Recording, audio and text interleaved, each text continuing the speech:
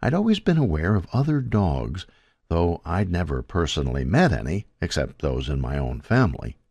Sometimes when we were out hunting, they barked at us from behind fences, most likely jealous that we were trotting around free while they were imprisoned.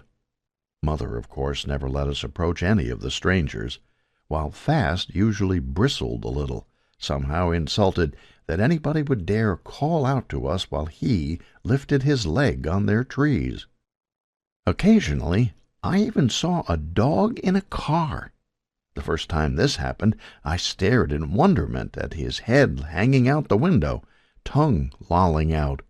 He barked joyously when he spotted me, but I was too astounded to do anything but lift my nose and sniff in disbelief. Cars and trucks were something else Mother evaded, though I didn't see how they could be dangerous if there were sometimes dogs inside them. A large, loud truck came around frequently and took away all the bags of food people left out for us, and then meals would be scarce for a day or two. I didn't like that truck, nor the greedy men who hopped off it to scoop up all the food for themselves, despite the fact that they and their truck smelled glorious.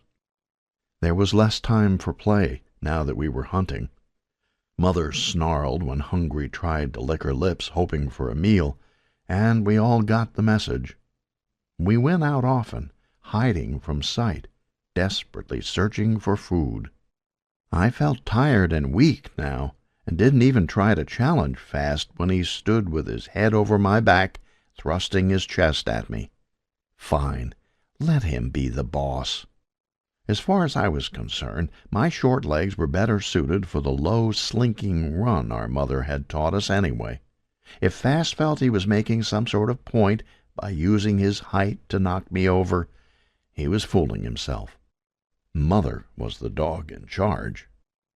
There was barely room for all of us underneath the tree now, and Mother was gone for longer and longer periods of time. Something told me that one of these days she wouldn't come back. We would have to fend for ourselves.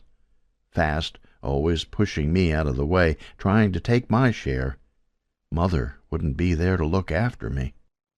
I began to think of what it would be like to leave the den. The day everything changed began with Hungry stumbling into the culvert to lie down instead of going on the hunt, his breathing labored, his tongue sticking out of his mouth. Mother nuzzled Hungry before she left, and when I sniffed at him, his eyes remained shut.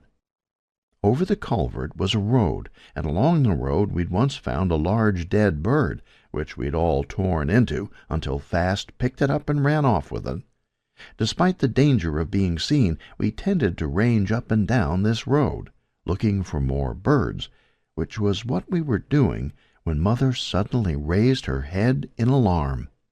We all heard it at the same instant, a truck approaching. But not just any truck.